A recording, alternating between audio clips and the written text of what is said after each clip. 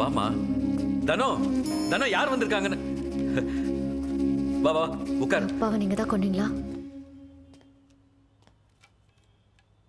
அவர் உனக்கு அப்பா ஆகிறதுக்கு முன்னாடி எனக்கு அண்ணம்மா.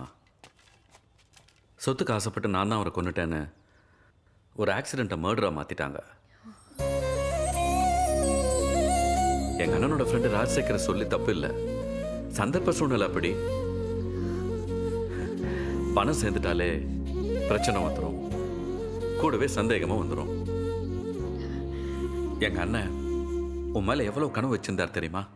எப்படியெல்லாம் வளர்க்கணும்னு ஆசைப்பட்டார் தெரியுமா? ஆனா அதை பார்க்குற கொடுப்பின அவருக்கு இல்லாம போயிடுச்சு. அவருடைய கனவை நிறைவேற்ற வேண்டியது என்னுடைய கடமைமா. நான் உன் அடிக்கடி பார்க்க வந்தது, உங்ககிட்ட பேச முயற்சி செஞ்சதெல்லாம் உன் பணத்துக்காகவும் உன் சொத்துல பங்கு கேட்கறதுக்காகவும் இல்லை. உனக்கு சொந்தம் சொல்லிக்க நான் இருக்கேன்னு சொல்றதுக்காக தான். நீ அனாதை இல்லடா.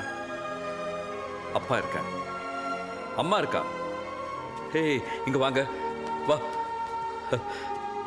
ரெண்டு ரெண்டு தங்கச்சிங்க இருக்கு.